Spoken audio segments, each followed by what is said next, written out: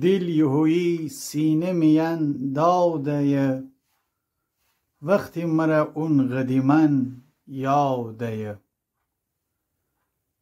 کجدن زیبیم همیشه عید صبح، کردسیم خانوران یاده.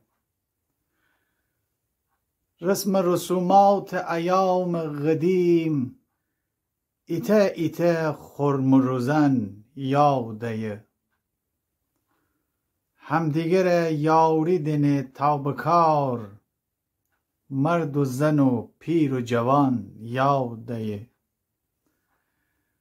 خنده مرا کر کدیم تا غروب، تمچینی و بجر کلن یاده. پاپروس بغد عدم ارسنه، کجوشینی ولگ نغان یاده. باغ میان تشتهی و ویشتهی، خستگی و خشک دهن یاده. نرم بجار میانی در زبار، رخت میشین چرک و چلن یاده. همدیگر ورج شوید شب نشین، دست جمی مطب شون یاده.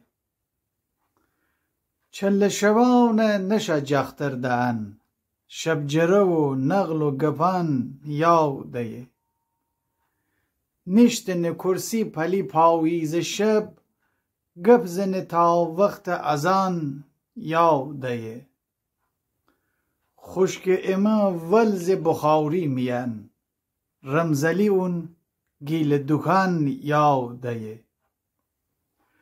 خوک وسی خفتیم شب با کتام، خوک وسی خفتیم شب با کتام، خانه پلی لاب سگن یاده.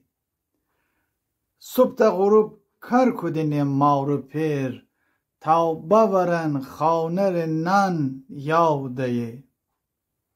وقتی پیر حرف نمی پشت گوش، توپ و تشرز آقا جان یاده.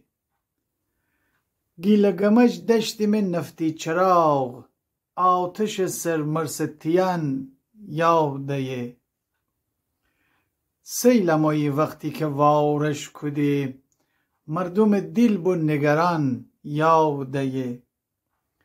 پاو امیشین جسرمایی یخ کده، چکمه مره هست تومن یاده.